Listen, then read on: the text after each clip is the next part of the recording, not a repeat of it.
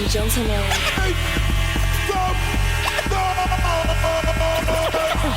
Podcasting since 2005. You were listening to Gamer Tag Radio with your hosts Godfrey, Pete Rock, Paris, Pasta. Come on. Yeah.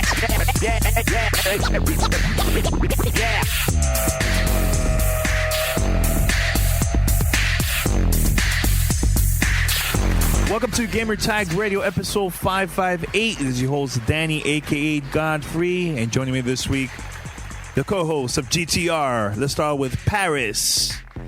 What's going on, everybody? Good, man. Getting ready for E3. I believe news been popping up all week of like different reveals that's happening during E3. So I'm pumped, super pumped. And that's it. You gonna stay quiet? Wow, I figured you'd introduce everyone else. Jesus, I can never figure you out. 1 minute you want me to yap away, and then when I'm quiet, you're like, "Why are you being so quiet?" I don't know what to say. I don't know. Okay. All right. Nobody wins. Okay. And also we have Patrick. Patrick, what's up? What's up, guys? Well, I'm super excited for E3. That's for damn sure. And the closer we get, the more news we start getting. You know, release dates, features of games. It's exciting stuff. Announcements of new things, you know, things we knew we were going to get, but then you see it and you're like, oh, wow, okay. This could be a bigger deal than I thought originally. But we'll get into that in a second. Let's introduce the other part of the show. Yes, Pete Rock. Pete. Respawn. Oh my god, I am so amped after this morning. Yeah. Oh my I'm god. too. Shout out to Respawn amped. Entertainment, Titanfall 2. I can't wait. Oh, we definitely got to talk about that later on. Yes. Woo-wee. All right, so head over to gamertagradio.com, post your comments and feedback, listen to our past episodes, and also you can listen to our podcast at play.it/gamertag. Check it out over there and share with your friends. Also, you can find us Spotify, TuneIn Radio, iTunes, and also Stitcher. And ColecoVision. And what? Here, I said and ColecoVision. And ColecoVision, and Atari 2600, and all that good stuff. And Dreamcast, Sega Net, all that good stuff. Also, give us a call, 786-273-7GTR. That's 786-273-7GTR. Or email us at fanmail@gamertagradio.com.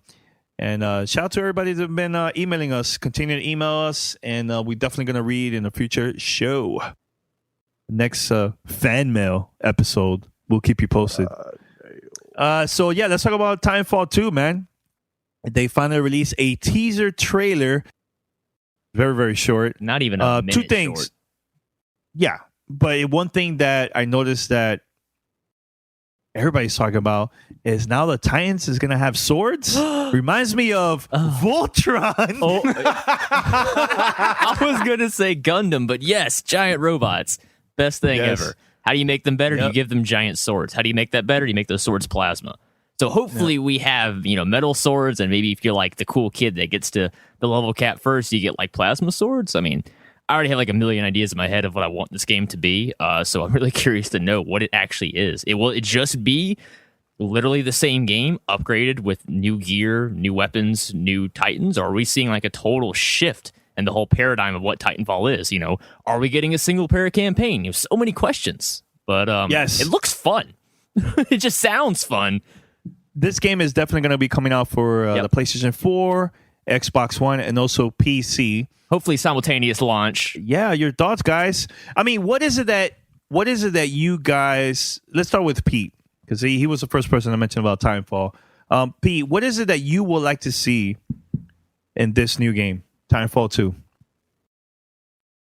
I just want to see more development of the story, because that was lacking on the first one. It's just there was so much opportunity for a good story, a good reason as to why we're traveling amongst the stars or why we're battling each other. And just there was so much more. And I mean, they knocked it out of the park with verticality and gave me the gunplay that I really enjoyed, but it kind of fell off after like the first 8 to 9 months. And after that, it didn't hold me like other titles have. Mm-hmm. And there's so much opportunity for this title. So seeing that teaser, honestly, I wasn't expecting anything until next year, to be quite honest. And I think Paris has said that on a previous show, or maybe on our internal chats. I don't think that there was an expectation for anything. So them coming out of left field with this teaser trailer, and to expect more. What is it? The 12th June? Yep, the 12th. Yes. First day of E3. Mm-hmm. Yeah, I can't wait. I'm stoked. What about you, Paris? I mean, multiplayer wise, honestly, they could keep it exactly the same way that they had it in the first game with new maps, and I'd be perfectly fine with it. Kind of like Pete saying, I want more of the story. I'd like to see a true realized campaign. I'd also like to see some co-op in there in the campaign. I think if they could get that in there in this version of the game would be fantastic. I'm not holding my breath for it, but it would be nice if they did.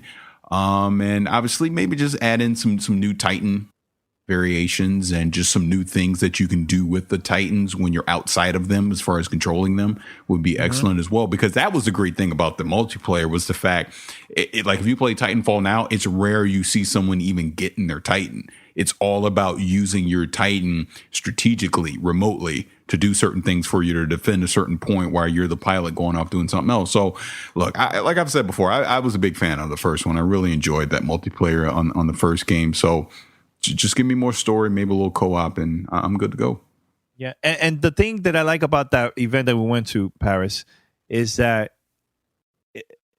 this was like, you could tell it was a very small group that worked on this game, and they put their heart and soul to make this game fun. And that was one of the things that we were talking. I was listening to one of our older shows that we had Respawn on our podcast, and that's one of the things that one of the developers said on our show was like, man, we came up with this idea. We were very, very nervous. We didn't know like the reaction we were going to get before everybody started playing this game and stuff. And seeing us there playing the game at the event, everybody was smiling. They were smiling. It was like a lot of fun, man. It reminded me of the first community event that Paris went to. I believe it was when Infinity Ward was like very, very small, and they were working on Call of Duty, Modern Warfare, and it was a very small team, and it reminded me that moment of that. Well, you know what's funny about that you bring that up? It's literally the same people, because the people that were at Infinity Ward at the time are now Respawn Entertainment. So it's all the same people. And again, that's the thing with those guys, man. I mean, I was there when they first unveiled that Call of Duty 4 multiplayer, which changed everything. And I feel like Respawn has an opportunity now here in the next generation with Titanfall to change the game again completely. So I do, like I said, I'm excited to see what this game's going to be on the 12th. Definitely. And I'm happy that this is coming out on other consoles too, man. PlayStation fans are now finally going to experience that game, and I'm excited about that part, man. And it's funny because I follow Abby on Twitter, and everybody was like, "Hey, Abby," mentioning a little bit about asking her about Titanfall 2, and she's like, "Nope, not saying anything until June 12th. Not saying anything until June 12th." It was because everybody's excited. Everybody's really pumped about this game, man. So it's cool, man. Very, very cool.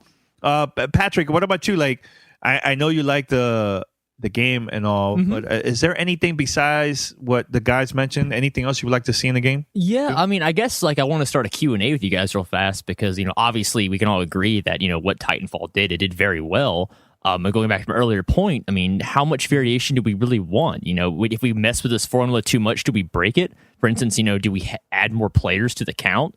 Do we perhaps go with maybe like a faction system? If you guys remember back to Mech Assault back in the original Xbox, the second Mech Assault game had a feature where you picked like a world faction and you went to war in an area trying to win for your faction. It was an eternal conflict that always went on day and night. Would y'all be open to that kind of stuff? Or are you getting to almost too MMO-like and you want to keep that separate? Like, obviously, we all still like Destiny. We're going to get back into Destiny when the next expansion comes out. But do you guys like want any bleed over where you have like a social aspect to the game where you feel obligated to check it every day? Or do you guys think it was more fun as a traditional multiplayer game where you get in there, the 6 versus 6, you play, you have fun, and then it's stats you look at, and that's it? Like, how much more do you guys want to be connected to the game, or do you prefer the traditional deathmatch setting? That's a good question because I would like to see something new. Mm-hmm. I mean, I want them to surprise me. I don't want them to create something like Destiny or 2 MMO-ish. Mm-hmm. I think, have it as like the last game, but add new features, new game modes that we never experienced before. And at the same time too, the last game it was an online game, so it was I believe it was dedicated service from Xbox, right? The Azure service, now the thing, very good. Now the thing with this one that's coming out on a PlayStation 4, are they using now EA servers, or how that's going to work? Is that's the so it's a little tricky now. I think that Microsoft put a lot of money to make this game run smooth during launch. We'll see what's going to happen. I would hope EA would pick up the slack on that financially, because obviously we've proven that Titanfall is successful. It can be a huge brand name, and more importantly, because of this fact, we still don't really know what Call of Duty we're going to get this year. It's all speculation.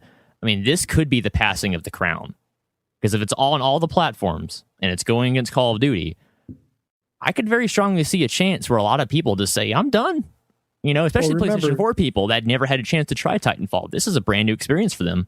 Yeah, but that's a big hurdle. That's a high bar set, especially with Call of Duty essentially falling to number 2. I don't even know if it is, with Destiny having such a grip on the whole shooter genre. And then you've got The Division, who's creeping up. You've got Uncharted, Battlefield. Battlefield still has a grip on it. You've got Uncharted coming out in a couple of weeks now. So that it's going to have a multiplayer. We'll see how that fares. Always, there's always going to be the Halos, so you always have to consider them. But like I was saying, I like that they're going to have a dedicated single player campaign.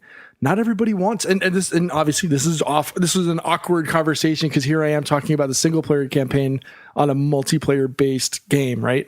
But yeah, there's so much opportunity there for them, which is what everybody's been clamoring for how long now? Oh, we want more story. We want more single player campaign story stuff. Well, now we're getting it. My only question is, are they going to maintain the whole DLC thing for free that they did after launch? I know after should. what was it? Like after, I think it was the first year anniversary, they converted Titanfall to the deluxe version for everybody, and the maps went out for free. That's how I got it. I waited until it was like $5 and then finally got my own copy, and then it's free. Great marketing technique. I know it's EA, so it's kind of hard to say, okay, yeah, they'll probably give stuff away for free. But in today's day and age, that might not be a bad idea, just to kind of reverse it and flip it on people and give them the DLC. Again, this is still big bad evil EA, right?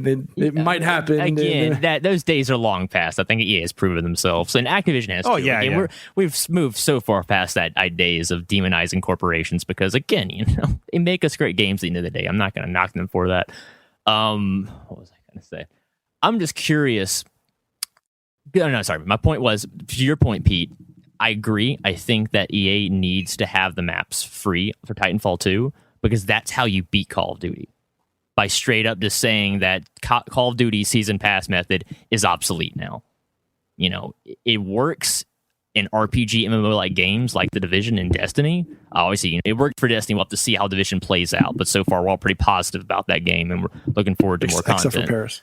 But with Titanfall 2, it's, a lot of questions. Is it just going to be maps? Is it just going to be modes? Is it going to be weapons? Where do we draw the line here? And hopefully there aren't any microtransactions at all, because that's how you stab a knife in the heart of a game. I really doubt that's going to happen. I really doubt it's going to happen, but it's just, you never know when those business decisions get made. But I think overall, as we said, go back, Respawn Entertainment, originally Infinity Ward's core team, very passionate about what they do. Not only passionate, but they're very good at what they do. I mean, Titanfall is one of the most polished, finely tuned first-person shooters I've ever played. I remember being shocked the first time I picked it up and how intuitive it was, because it was just like going back to Call of Duty 4. So these guys know what they're doing. They have the technology now probably to make whatever they want, and it's on all the platforms. Sorry, Pete, you saying? No, the most impressive thing is calling in that Titan for the first time. Oh my God, yes. Oh yeah. If you got a subwoofer, the rumbling, and it smacks you climb in. Or when it first time, like when it catches you with its hand and throws you in, or the game made you feel cool. And so many games lose that from the translation of, what they're trying to make and what they end up making.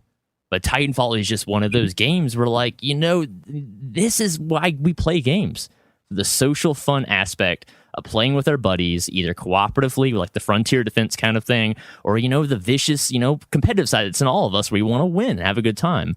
But yeah, they have so much room to work with here. I mean, I think ideally I would like to keep the multiplayer, as the traditional 6v6 for now, because I think that works. Now, obviously, they could be working on something different entirely, but I think then they have the free space to make the single-player campaign something different, something unique, maybe even something of a larger scale than we're expected. Maybe open world-like stuff where you have your own Titan, you run around and explore uncharted worlds or something. There's a lot of ideas in my brain right now. I just remember something last year that when right before Titanfall came out, one of the things that I remember somebody was talking about was bosses. You remember that, Paris? That we were like, what? There's going to be bosses in this game? Yeah. I remember a little bit. But it was fake. It never happened. Yeah. I would like to see some crazy boss battles in this game, too, if they have That'd be cool. Like some Shadow of the Colossus kind of stuff, where like you feel like a big, big badass. And then, of course, here comes this 40, 50 meter tall monster that comes out Godzilla style. Yeah. Like if we started fighting like kaiju, how cool would that be? Like what? Like Voltron. There you go. Jesus Christ. Dude. Oh my God. If a twist in this game is if we can assemble into a larger robot out of 5 smaller ones, I'm throwing all my money in the screen. That would just be I hope it's not 21. I hope it's not like 21 different Titans and then you get that would be kind of crappy. 5, I think 5 we all agree is the magic number of small robots to build a larger robot. And I'll form the head. I swear to God, I know Paris is going to fight you at Roscoe's. I know Paris is quiet. He's like holding his mouse right now. It's like he's about to smash it right now, but it's all good. So look, this one we're doing. I'm going to take it back from 2 years ago when we sat down with Respawn about the design, how they came up with this concept of Titans. And I'm going to play it right here because to me it's one of my favorite interviews from 2 years ago. I was there with Paris and we had a great time playing Titanfall for the first time and everything. So let's play it and we'll be right back. Welcome to Play It, a new podcast network featuring radio and TV personalities talking business, sports, tech, entertainment, and more. Play it at play.it. Hey, it's Paris of Gamertag Radio, and we are here with the lead art designer. Lead artist, yeah. Or lead artist, however you say it. It's been a long night already. It's late. It's getting there. And now I'm already screwing up your name, but it's Joel Emslie. Emslie. See, it's been a long night. I do apologize for that. But I've had people say Eshmile before, so we're in a really good step in the right direction already, I think. Awesome. But Titanfall, let's talk about Titanfall. Like I said, you're the lead artist on Titanfall, and you had a heavy hand in the collector's edition. I did.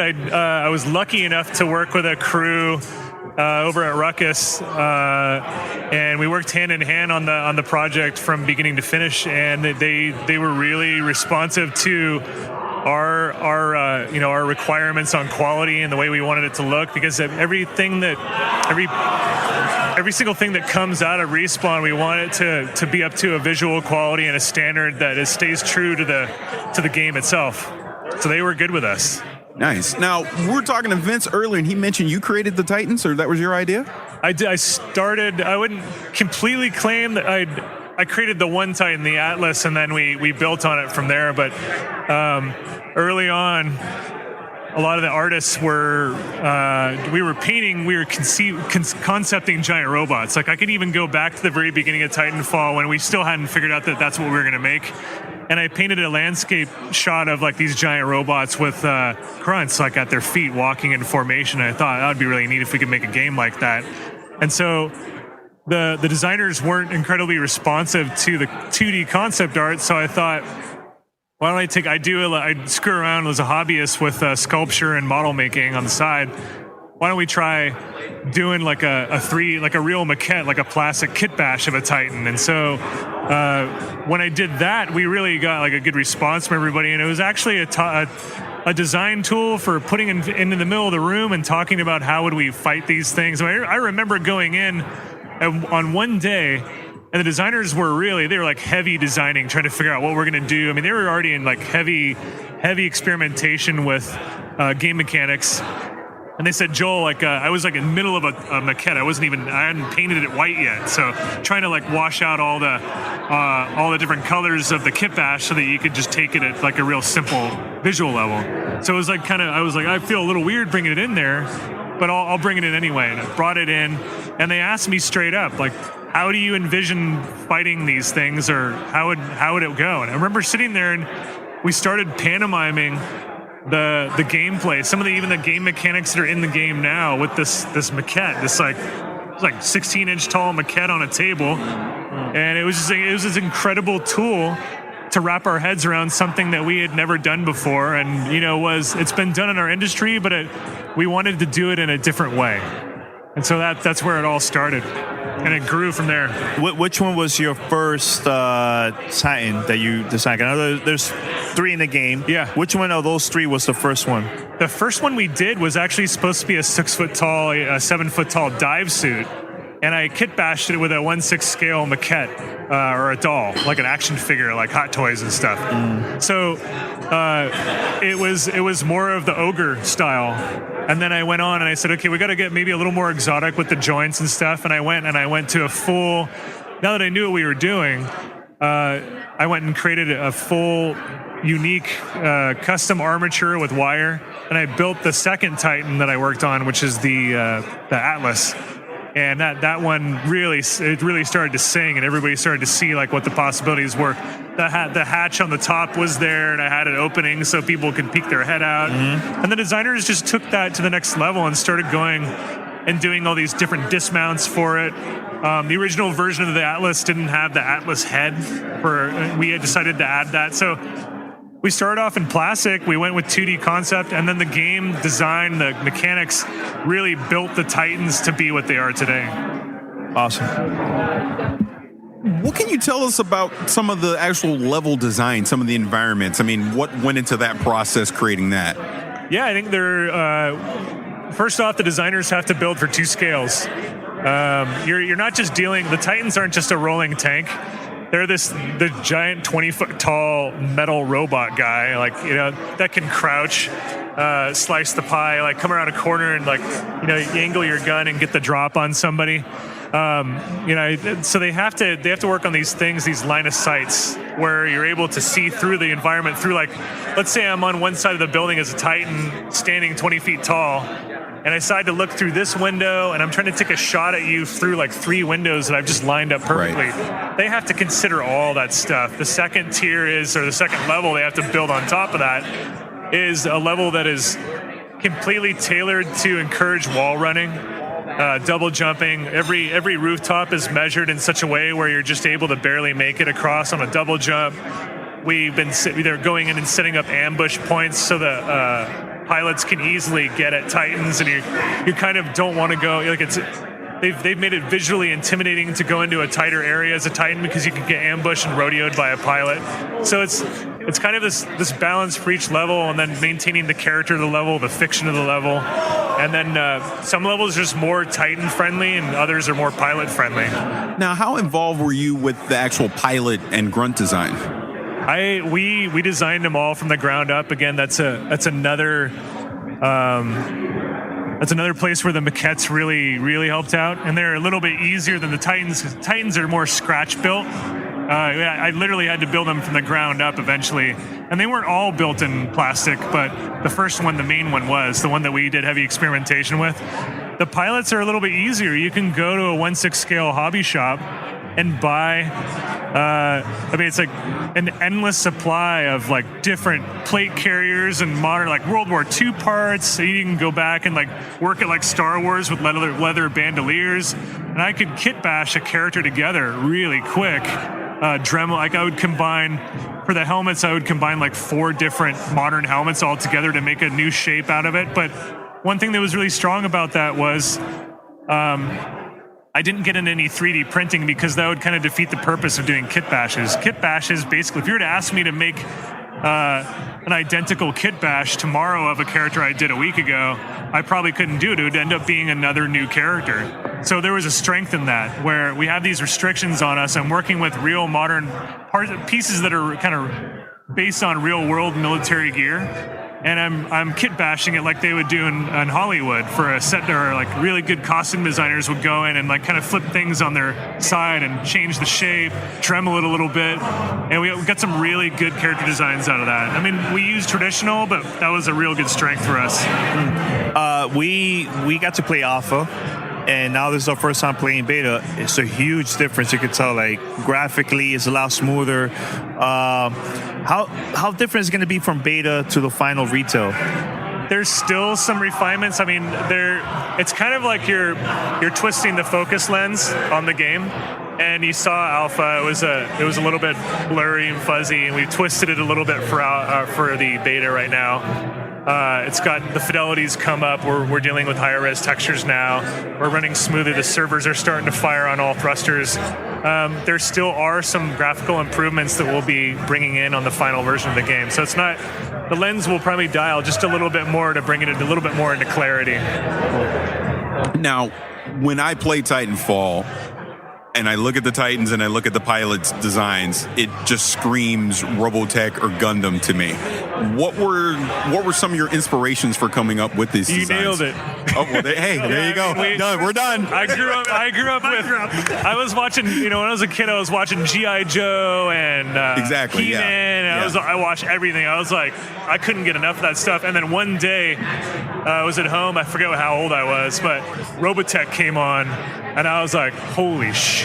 This is on a whole nother level. I've never seen anything like this, and the robot design and the story and the way the characters looked and everything. It's just like a whole new experience. And I got into anime and manga. I was a huge love, like late 80s of Appleseed. Yeah. Love the Landmates, and the Landmate scale and size, I think, really was a good reference for us and inspiration for making these Titans not too big.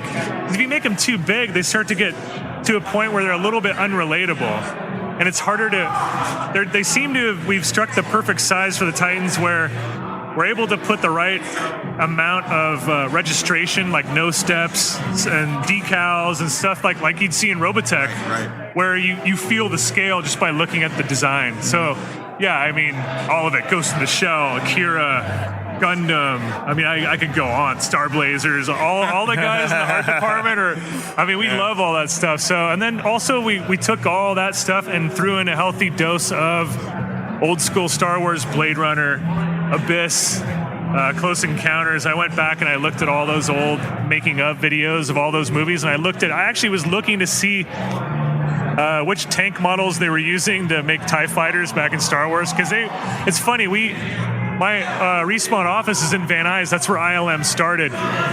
So I've been going to some of the old hobby shops that the ILM guys used to go to back in the 70s. Yeah. So it's kind of cool. I feel like we're trying to follow in their footsteps, but from a video game standpoint. But yeah, throwing a healthy amount of all that old school Hollywood, really used, like a used environment, used hardware, and bringing it into all our inspiration from the Japanese. My wow moment was the first time my Titan dropped. What was your first wow moment in this game for you? My goal whenever I play now is to kill people with a Titanfall. That was my favorite, most badass move. And there's a lot of strategy to it, and you have to perfect it. I haven't gotten it right yet. People in the office are really good at it, but if you can get a pilot out of their Titan, their auto Titan will take a knee when you're rodeoing it. Yes. If you can aim it right and you time it right, you can basically kill their Titan. And then 9 times out of 10, they'll try to get back in their Titan while you're about to do the Titanfall on them. So you get 2 for 1, and that's the shit. And I've gotten, so far my shining moment is I killed 2 Titans and 2 pilots with 1 Titanfall. And that, like, killing people with the name of the game, that's for me. That's awesome. Shit. Final question for me. Being an artist, obviously you live to create things, to bring things to life. Why get into video games? I mean, obviously you could have had the option to get into, like you mentioned, Star Wars and things like that, get into movies, television, whatever, but why get into video games? Do you feel that this is the new medium to be able to kind of express creation? I could answer that question for hours. Let's go. No. I mean, I got my start in independent comics, and then I got my first job at a video game company. And when I got my first job at a video game company, my goal was to go work in film afterwards, like be a concept artist. But I mean, this is like 1995 when we were just starting to transition into real 3D games. And I saw, when I was there, I felt like, a long time ago, I saw Lucasfilm had an exhibit in Marin Civic Center, and they showed all their models from like Back to the Future and Star Wars. And I remember walking through that thing and seeing all that stuff left like an insanely lasting impression on me. And I realized early on, like right when I started in the video game business, that I can build 3D. We weren't there yet back then. I mean, it was like rudimentary. Right. We had 2 triangles for a nose on a character. But I saw potential, and it was this brand new industry, and there wasn't even school for it. No one was teaching it, and I felt like it was a good place to start. And I felt like back then CG was being put into movies, but it didn't quite look right. Exactly. And I think even what you see now is in the movies, the movie makers are starting to realize, okay, not all CG is a good thing. Let's blend the practical with the CG, and I think that's kind of what we're trying to bring, not literally in camera, but I think I see the opportunity right now for bringing the older techniques into the video game industry, because when it boils down to it, I'm a model maker.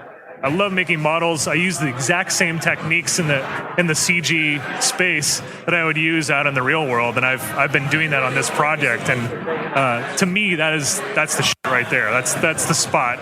And it is.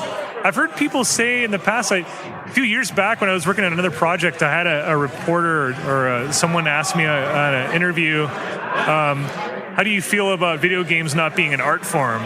And I kind of sat back and I went, I don't think you really, if you're asking that question, I don't think you actually understand what's really the craftsmanship that goes into this stuff. You just don't get it. But I think eventually people will really start seeing it. I mean, as we're getting into the fidelity of video games and the gameplay and what you can do, I think it's like and then we're getting into stuff like the new headsets that people are making, the Oculus Rift. I mean, can you imagine what it'll be like in 10, 20 years? It's going to be, it's going to be insane. Everything that we always dream, a holodeck. It's going to be everything that we all dreamed about when we were kids, to the ultimate next level. But I guess that's my thing, that I'm just curious from your perspective. What is it like? Like, you literally will have an idea in your head, you bring it to life in concept, and then I get to go play it. I mean, what is that feeling like for you? Yeah, it's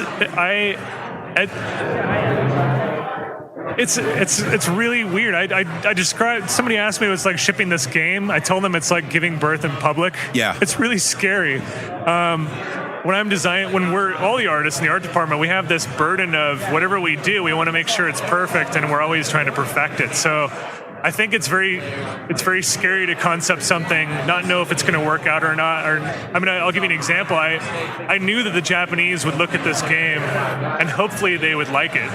But in the past, American designers or American robot designs are kind of frowned upon. So, it's very stressful. It's like there's a pressure that's put on every design that we do, and the response, having people come here and play and like actually like what we're doing, it's the ultimate flattery. It makes everything that I do worth it. It makes those hours that we're working weekends and we're not with our families. It's the payoff. It's we created something that people really like and having fun, and we're giving them an experience through our art. So it's the ultimate way to go reach out and touch people and connect with them on an artistic level. Well, you were involved also designing the controller, the Xbox One controller, the design.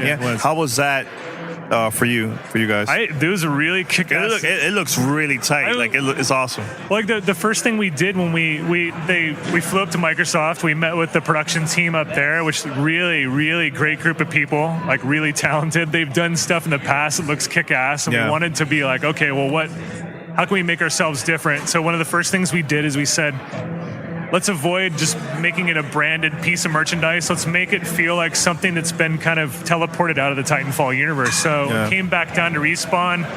One of our senior artists, Brad Allen, has a really like a background in industrial design and product design, and he took some stabs at it, and we kept riffing back and forth, the design team at Microsoft, and we eventually worked and noodled the design into what we have now, and we're really stoked with it. We just have this, it should feel almost like I want to say like a race gun, when people doing like competition shooting, that has that vibe, like it feels like there's a race element to it. Like it's my pro tool that I use to own people in Titanfall. So awesome. That's where we came at it. That was my last question. Paris? No, I mean, that was my last question too. Joel, thank you. Thank really you very appreciate much, it. you guys. Yeah, good luck with the game, though. Thank you very much. Yeah. Voicemail 786-2737-GTR.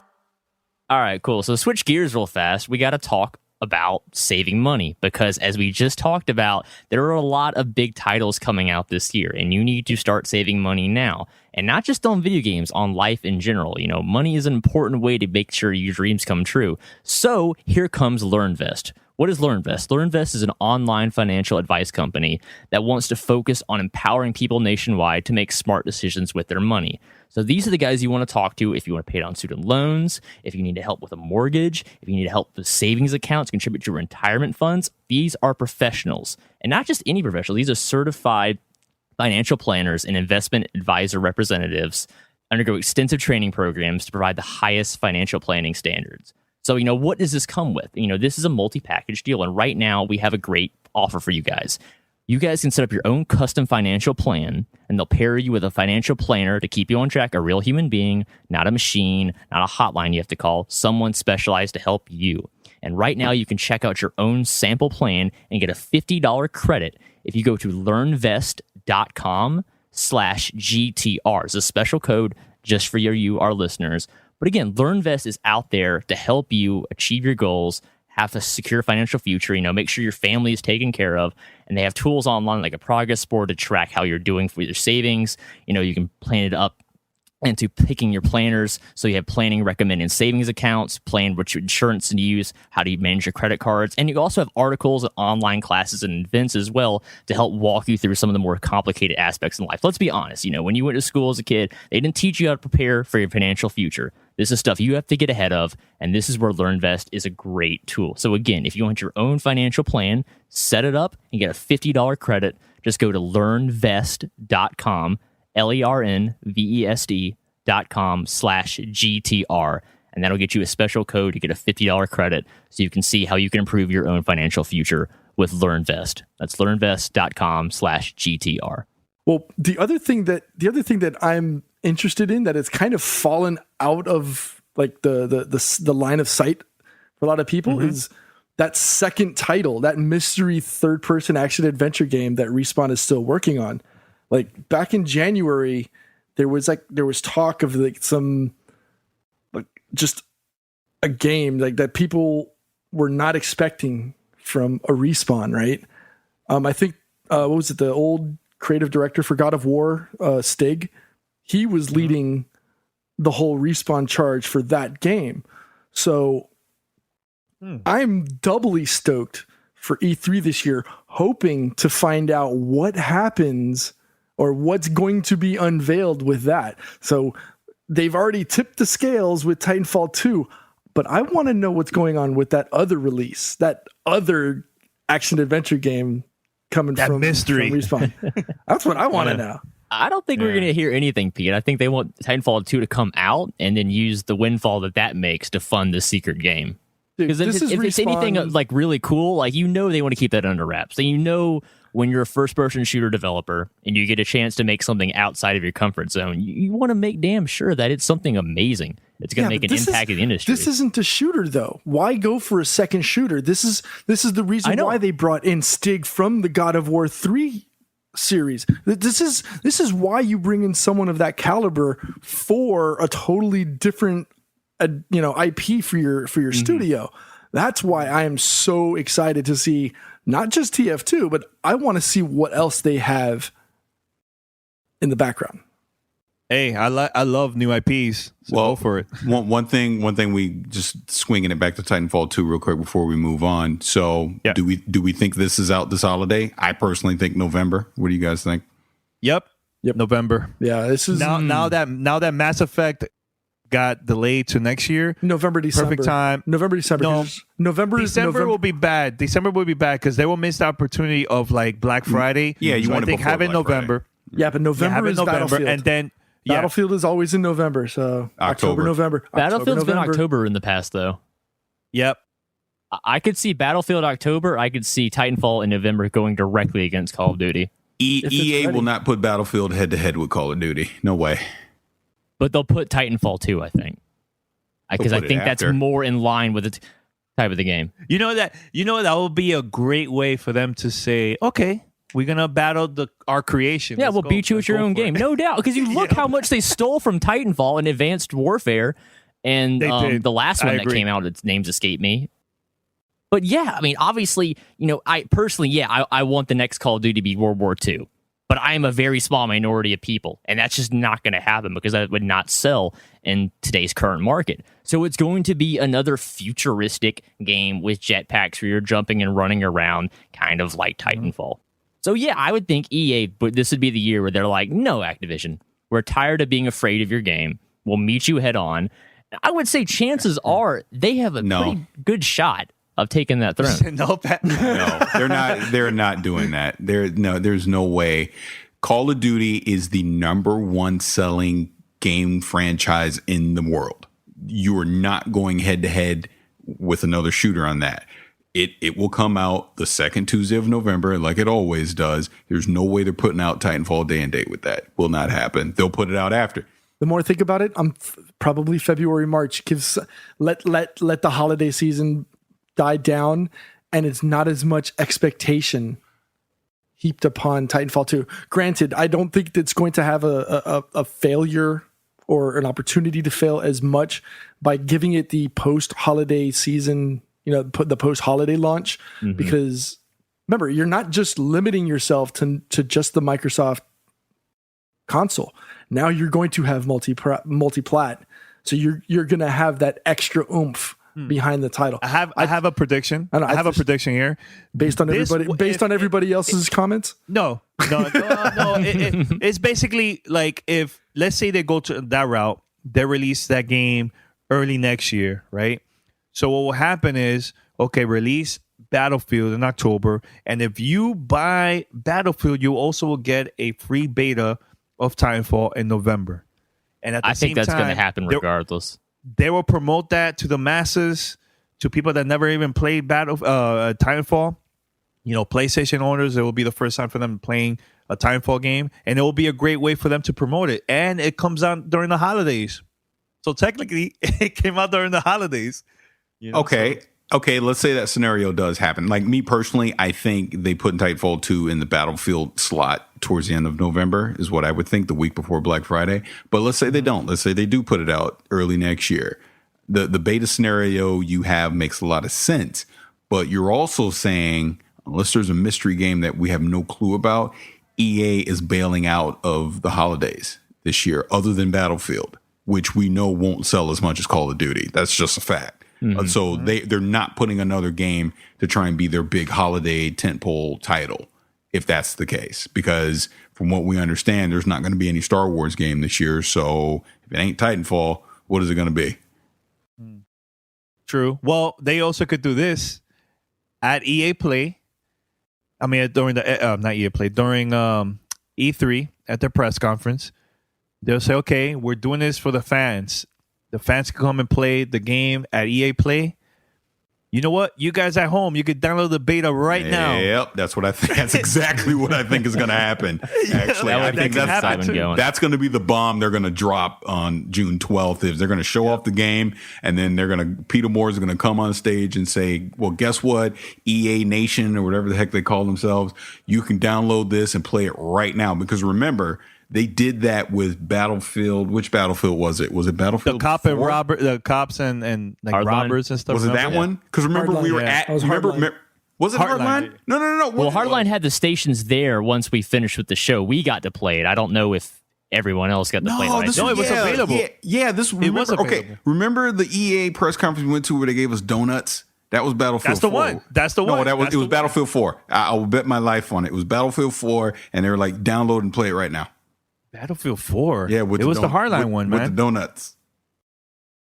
I just remember He remembers the donuts. Hey, that's all Paris remembers anytime. It's the donuts. Hashtag eat 3. All right, and let's talk about this. Uncharted 4 is coming out in May. So there's been lots of interviews, a lot of gameplays out there that, about the game and stuff. I'm trying my best not to see too much gameplay. I would like to be surprised. But here's one thing that I read online that got my attention big time. One of the developers during the interview said that Uncharted 4 has, quote unquote, the strongest opening in Naughty Dog's history, surpassing the strongest intro from The Last of Us. And I'm going to be real straight up with you guys. I got emotional playing that first part of The Last of Us. I got really, really emotional. How are they going to surpass that with Uncharted 4? Like, I'm very curious. How are they planning to do this? That's going to be tough to beat. Well, Danny, when I invent a flux capacitor and I get some plutonium and or get my car struck by lightning, I will go into the future and tell you and come back and let you know. But until then, how are we supposed to know? We don't know. We can speculate. Arnie said it, and it was Arnie Meyer that said it. It was Arnie. Shout out to Arnie. Yeah. But no, I do agree with you. All joking aside, that beating that opening they have for The Last of Us is going to be very hard. But if they're that confident, hell, they made both games. They should know better than anyone, right? So if they're that confident, it just makes me even more excited for the game. Absolutely. Really. Hell, Sam Lake from Quantum Break even said it. Game raises the bar for future coming. Come on. Yeah. And Sam Lake knows how to do a narrative in a game, an interactive one at that. And then now we're talking about, essentially the AAA team of development right now. I mean, everybody's focused on this project. I mean, this is going to sell PS4s when people see what this game is capable of. And it's still, like what Danny said, I'm trying not to spoil myself watching gameplay, but what's out there, it really is. It's like Sam Lake said, it's game changing. I mean, this raises the bar to the next level. So, while I'm still expecting the same Uncharted experience, I think it's the key is the characters and the world. Because obviously we're already very much attached to Nathan Drake and Victor Sullivan, Lena Fisher and all of them. But now we're adding in, now Nathan's got his older brother in there, played by Troy Baker. So, have another emotional anchor point for characters. And again, it's just there's so much cool stuff they could do with this. It's almost sad to see Uncharted go. But man, isn't it cool that a game understands, the impact they've had from 1, 2, 3, and now 4. And, of course, now they have all the technology and tools they need to make, their vision come alive. I mean, this is going to be another one of those holy crap moments. Have you checked out a video game recently? This is where you pull all of your friends to the side and say, we got to try this. And, if Arnie is speaking truthfully here, this opening is that amazing. And this probably is going to be that new thing where you're like, hey, your friends aren't into video games? Play the first hour of Uncharted 4 and get back to me. So I'm really excited for this. I'll never forget this. My girlfriend was watching me play The Last of Us for the first time, and she got to see that intro. Yep. And even she was like, she got emotional. Yeah. And she's not even really a hardcore gamer. She just it was just like, it was so well done. And the last time I got to see something like that was maybe season 1 of the Walking Dead game. Yep. The ending of that. That was powerful. Like, to me, Ori. I would love to see. You forgot Ori. You forgot about Ori. Right. Ori. Ori. Ori's intro. I put Red Dead Redemption up there as well. I mean, there's a lot of games that really nail that feeling. And we could go even way back with Final Fantasy VII. Like, I would love to see that in the future with more games and stuff, man. That's awesome, man. So, well, here's the question, though. Since you mentioned Final Fantasy VII, before we move on, do we want all this cool stuff to only happen in cutscenes, or do we want more interactivity with these sequences? Because that's what both. The Last of Us intro got so well. If that had been a cutscene, we would not still be talking about that. It'd be like, oh, wow, okay, I'm ready, let's play. No, because you had to control both of those characters. Again, I don't want to spoil the intro to Last of Us. If you are one of the few people that haven't played it yet, you should go play it right now. But the feeling of controlling two characters in the beginning of that game really made it impact and made it count. This is something that even Bioshock Infinite couldn't get right with Elizabeth. So I'm really excited to see what they can accomplish with this now. Because you got to think about it. Nathan Drake has pretty serious connections to his friends, and they're basically his family at this point, and his actual family, his brother. So, I mean, yeah, there's definitely going to be some stuff that's going to go down in this game that I'm already have to emotionally prepare myself for, because I've grown very attached to these characters over the years. You know, you play a game series since 2007, you're going to get pretty attached. And we proved that with Mass Effect, and now here's even a longer gap between games. So, yeah, man, I'm excited. All the delays they needed, it's all because of this, to make this, I mean, I don't want to say the word masterpiece without playing the game, but just I'm already envisioning how much fun I'm going to have and how, you know, amazingly well, because I mean, these are the guys that, you know, basically invented the whole concept of the modern set piece in gaming. I mean, that train sequence in Uncharted 2, you know, climbing the desert hills in Uncharted 3 and seeing the hidden city. I mean, Uncharted just pulls all the coolest stuff from popular culture and makes you live that character. And that's what they've accomplished so well. So I'm so pumped for the Uncharted 4. Well, I'll mention my prediction, and I hope I'm right or not. But, you know, the last Uncharted, I think there was a lot of, during the story when he was like young and stuff, maybe we'll see something that happened in his life when he was young, that they probably will show that.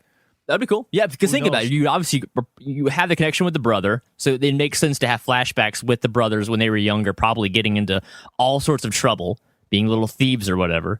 So yeah, I would almost expect like a dual narrative of, you know, the relationship that Nathan and his brother had when they were young and the relationship they have now as adults.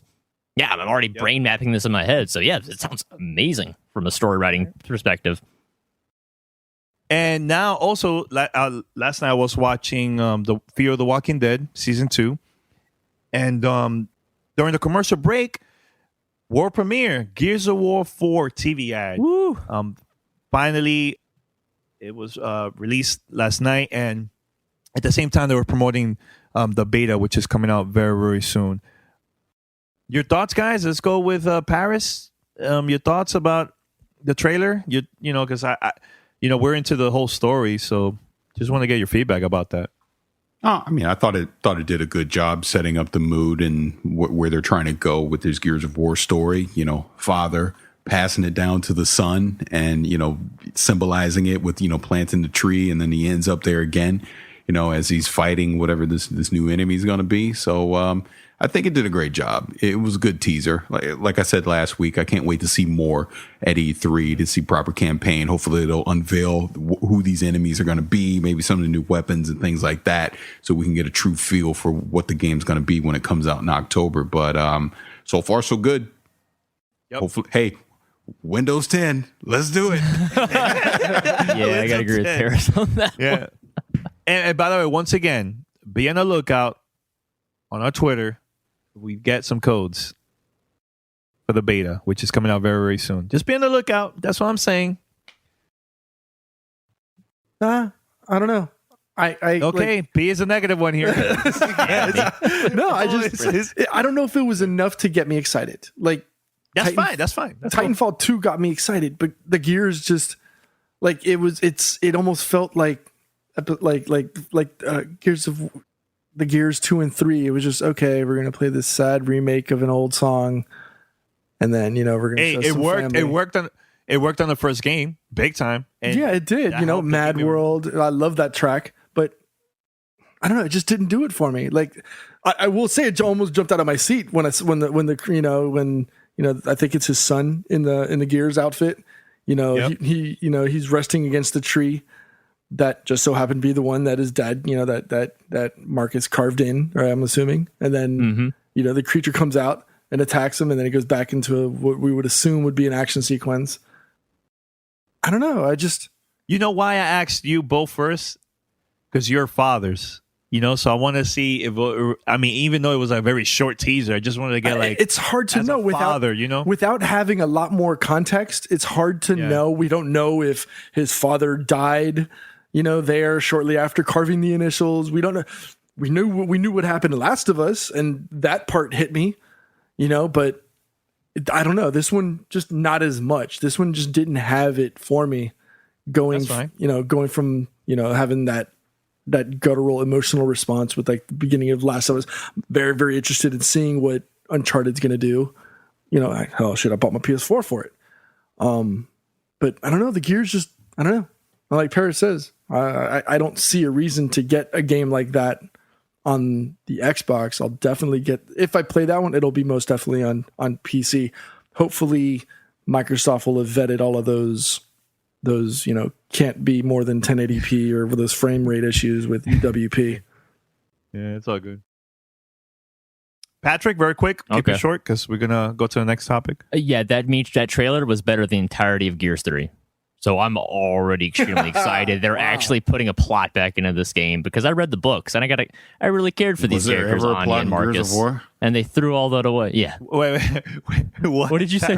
Was there ever a plot in Gears of War? Yes, in the novels it was very good. And in the first game, no, the books don't count. That's like bringing up the you can't steal that's like bringing up the Halo book nonsense. The vast majority of people don't read the book. Amazing. Look, I don't. If I play a game and you tell me to go read the books, then go kill yourself because I'm not going to go do that. Jesus, the story Christ. should be. Wow. It's the truth. It's the truth.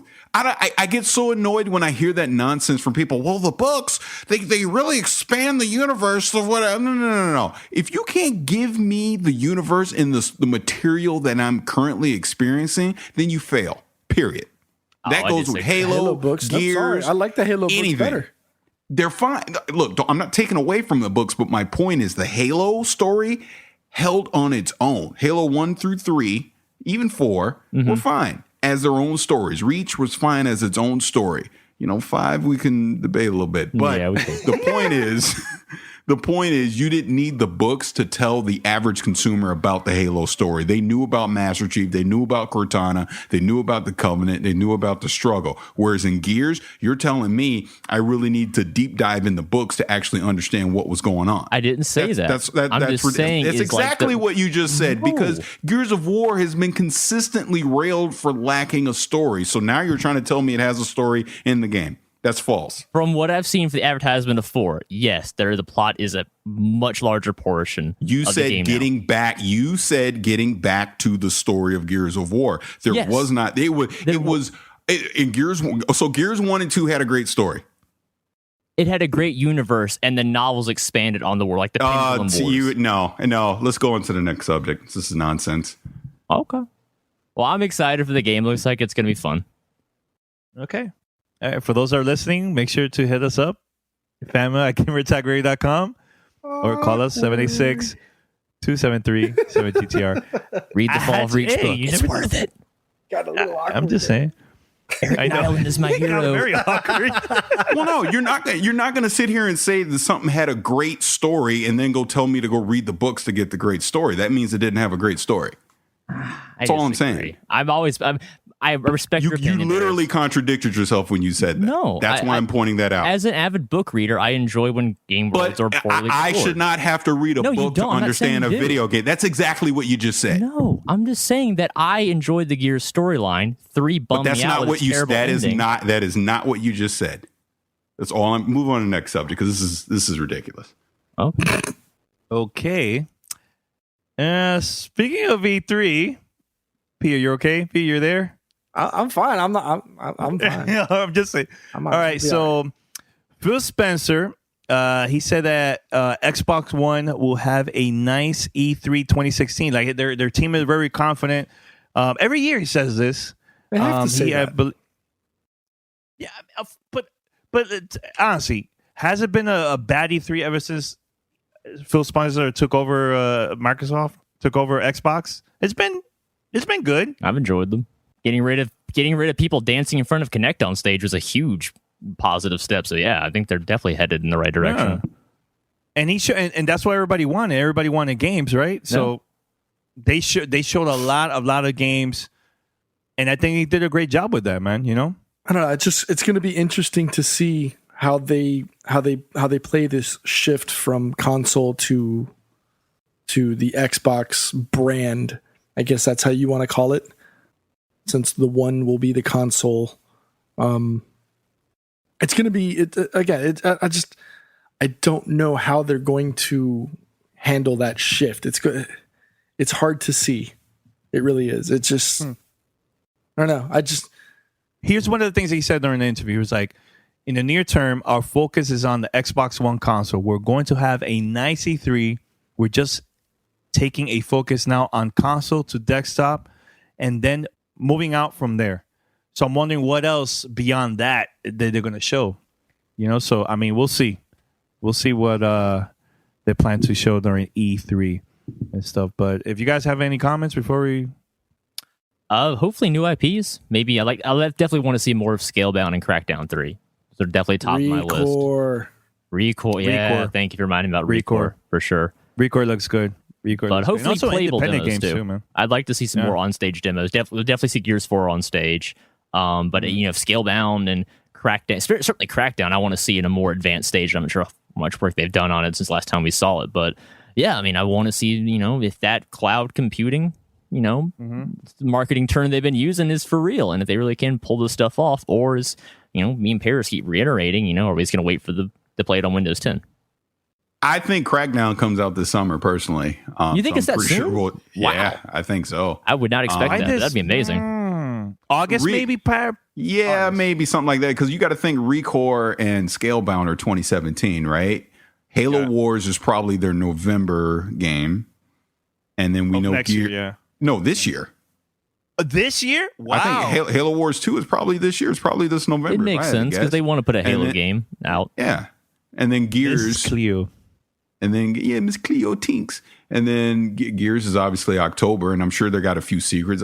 I'll say it every year until they finally do it. I want Banjo-Kazooie, an actual platforming Banjo-Kazooie. So we'll see. Okay. Well, here's the big rumor. We're going to end it with this. Big rumor. This is from Emily Rogers. Shout out to Emily. She's known to post a lot of leaks of Nintendo on her Twitter account. By the way, she has her Twitter account as private, so only a few people could read it. But here's the things that she posted online about the new Zelda game. Remember, this is just a rumor, but she's been known on leaking stuff of Nintendo. So here it is. Rumor number 1.